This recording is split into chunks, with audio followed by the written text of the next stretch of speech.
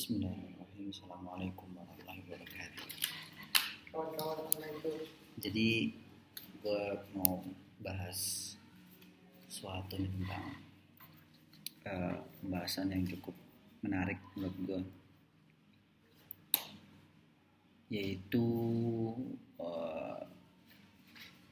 sebab nuzul dari surah An-Nisa ayat 59. Kira-kira gini ayatnya. A'udzubillahi minasyaitonir rajim. Bismillahirrahmanirrahim.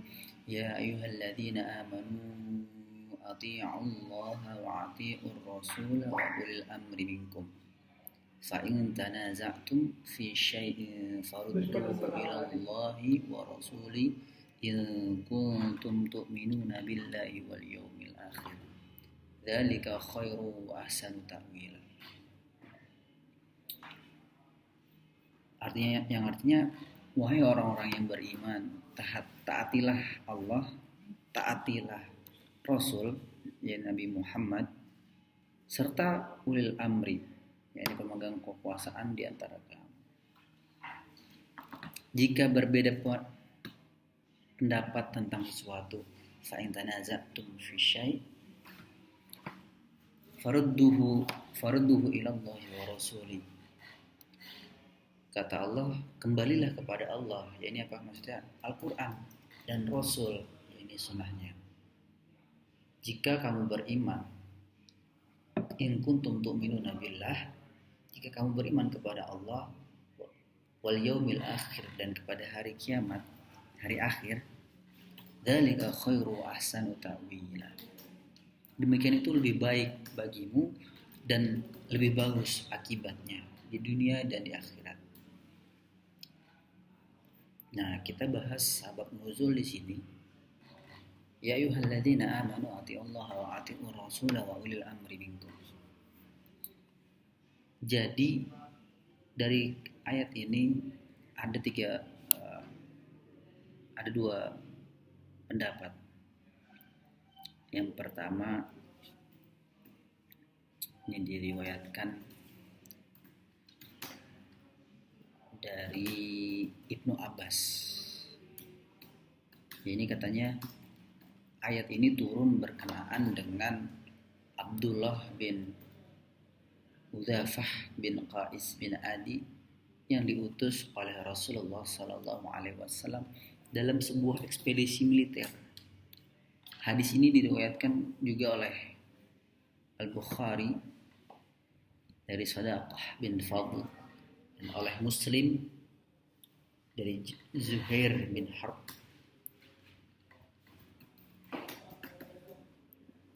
Kemudian ada juga yang mengatakan di riwayat yang kedua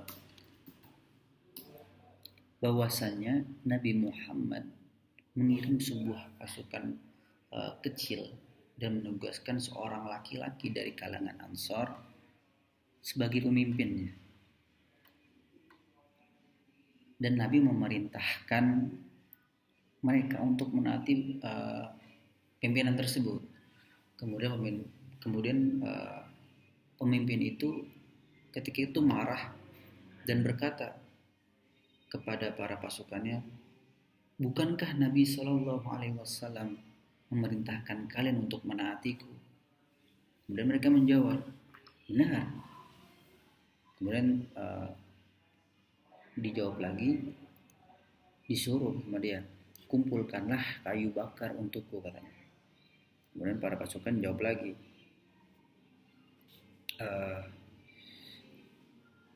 dikumpulin tuh sama pasukan-pasukan itu. Akhirnya ketika udah dikumpul semua, suruh bakar, nyalain api.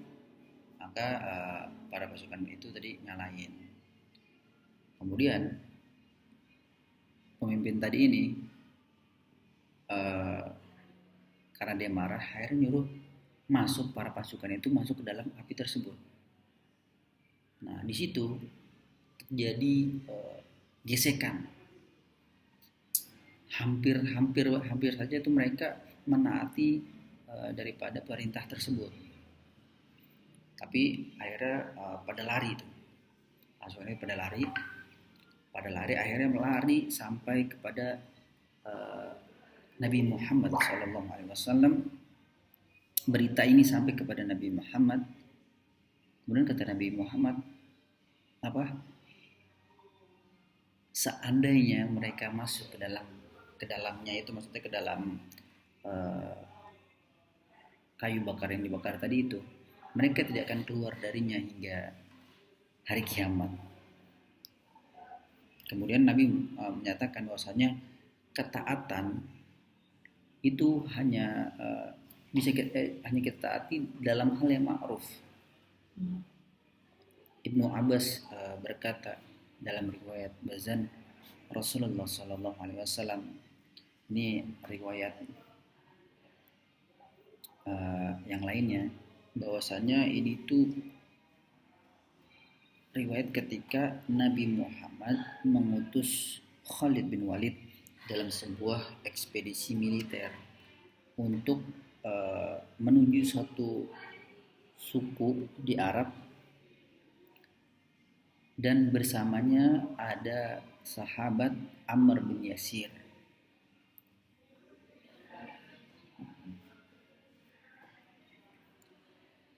Ketika Khalid berjalan hingga mendekati kaum tersebut, kemudian ia berhenti menyerang kaum tersebut dan ingin melanjutkannya besok pagi harinya. Namun datanglah seorang memberi peringatan kepada mereka sehingga mereka melarikan diri, kecuali seorang laki-laki yang telah masuk Islam.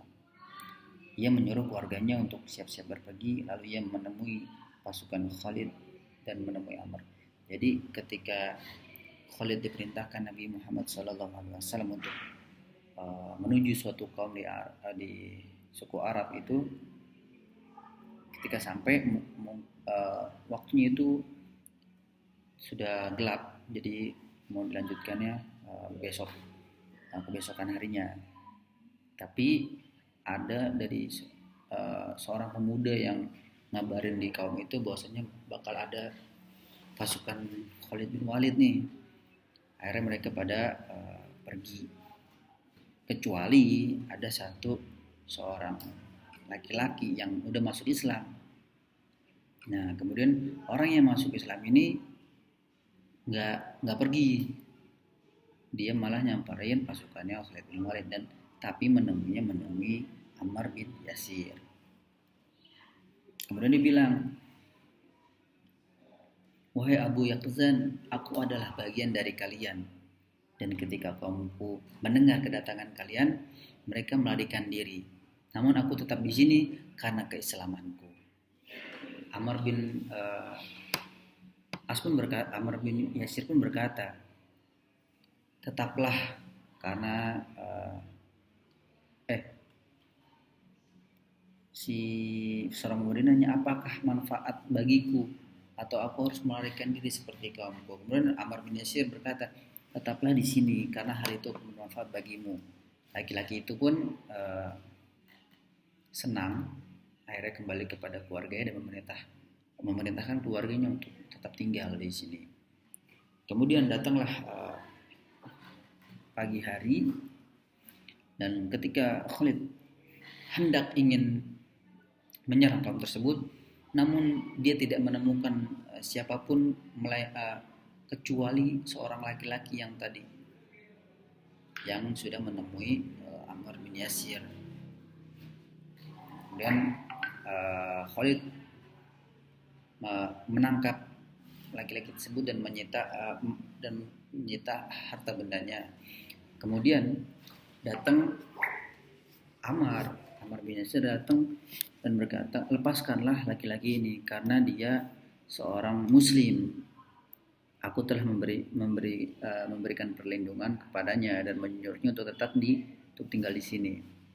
Kemudian Khalid bin Walid sebagai pemimpin mempertanyakan, apakah kamu memberikan perlindungan tanpa seizinku?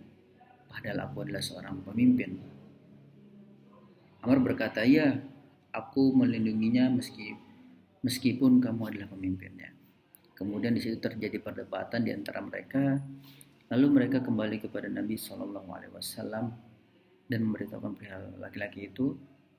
Kemudian gimana respon Nabi? Respon Nabi sama, yaitu memberikan jaminan keselamatan kepadanya, membenarkan perlindungan yang diberikan oleh Ammar bin Yasir, dan melarang Ammar untuk memberikan jaminan keselamatan kepada seseorang atas perintah pimpinan tanpa izinnya. Jadi harus izin dulu gitu. Kemudian Ammar dan Khalid berselisih di hadapan Rasulullah SAW. Ammar bersikap keras kepada Khalid sehingga Khalid menjadi tersulut emosinya, marah dan berkata, "Wahai Rasulullah, apakah engkau akan membiarkan budak ini mencaci makiku? Demi Allah, jika bukan karena engkau, ia tidak akan mencaciku." Ammar adalah seorang budak dari Bani Hashim bin Mughirah. Rasulullah SAW bersabda, "Wahai Khalid, hentikan tindakanmu terhadap Ammar.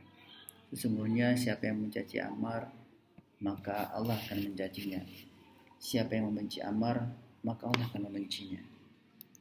Kemudian Ammar pergi, kemudian disusul oleh Khalid, kemudian memegang pakaiannya dari belakang, memohon agar Ammar memaafkannya.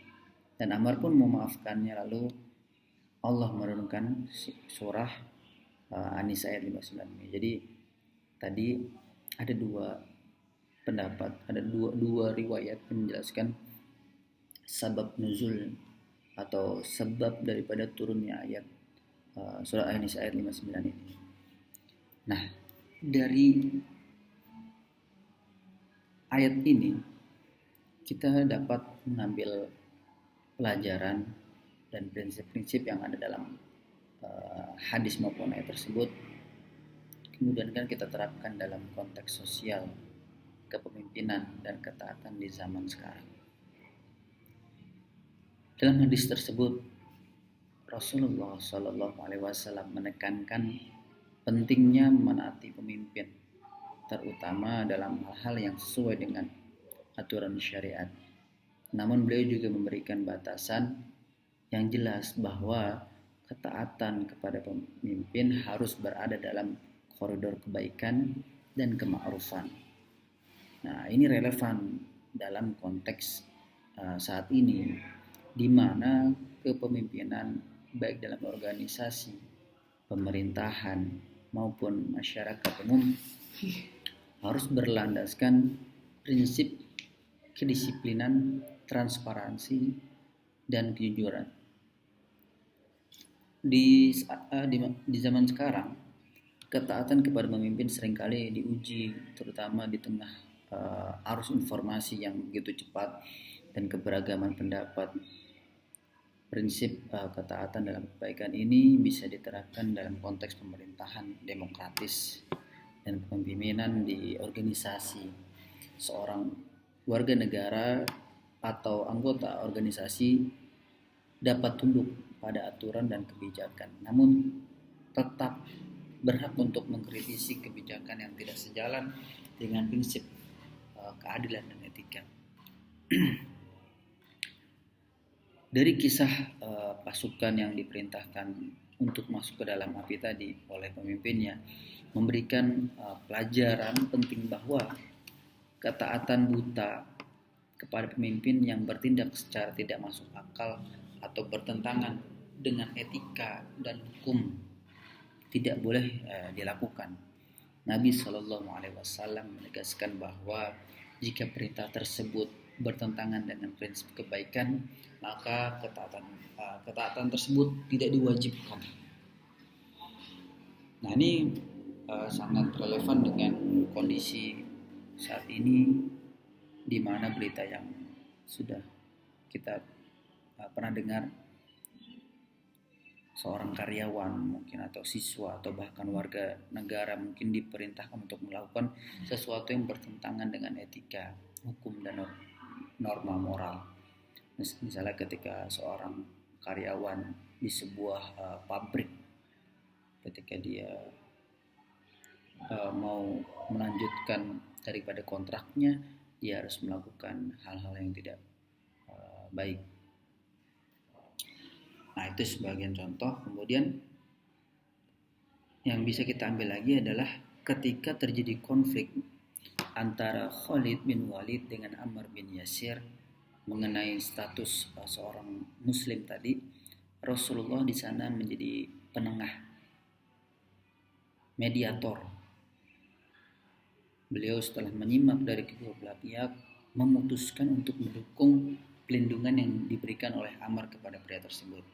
Ini menunjukkan pentingnya resolusi konflik secara damai dan bijaksana serta mencari solusi yang adil.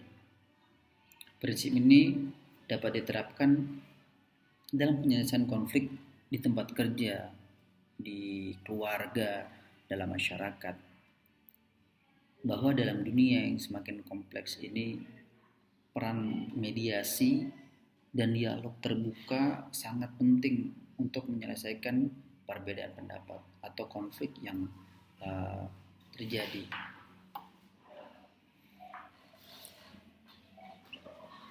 Kemudian juga ketika kita dalam sebuah pimpinan, mungkin pemerintahan, perusahaan, komunitas atau organisasi lainnya, diharapkan pemimpin itu mampu mendengarkan semua pihak sebelum mengambil keputusan. Kemudian dari ayat ini juga Nabi SAW mengakui dan menerima janji perlindungan yang diberikan oleh Ammar kepada pria tersebut, meskipun Khalid bin Walid pada awalnya tidak setuju. Hal ini menunjukkan bahwa dalam Islam perlindungan terhadap hak individu diakui dan hak untuk memberikan perlindungan atau jaminan keamanan diakui bahkan oleh pemimpin yang lebih tinggi selama itu sesuai dengan keadilan. Nah, jadi ini dalam konteks saat ini juga harus diterapkan, di mana dalam penegakan hak asasi manusia, perlindungan hak-hak individu dan peran-peran lembaga yang menjamin keadilan. Misalnya dalam suaka politik atau perlindungan hukum bagi minoritas, penting pemerintah untuk atau otoritas berperan untuk menjaga hak tersebut tanpa adanya diskriminasi. Dari ayat ini juga menekankan bahwa ketaatan kepada pemimpin dan tanggung jawab sosial berjalan beriringan. Pemimpin bertanggung jawab untuk memimpin dengan adil dan bijaksana, sementara orang yang dipimpin memiliki kewajiban untuk taat dalam hal yang baik. Ini memberikan keseimbangan antara hak dan kewajiban di kedua belah pihak. Ini sejalan dengan zaman sekarang, yakni kepemimpinan saat ini di dunia politik, bisnis atau pendidikan. Prinsip ini mengajarkan bahwa pemimpin tidak boleh bertindak otoriter atau memerintah tanpa memperhatikan kesejahteraan orang-orang yang mereka pimpin. Begitu juga mereka yang dipimpin harus memiliki partisipasi aktif dalam mendukung kebijakan yang baik dan mengkritisi kebijakan yang buruk. Ya, mungkin itu yang ingin saya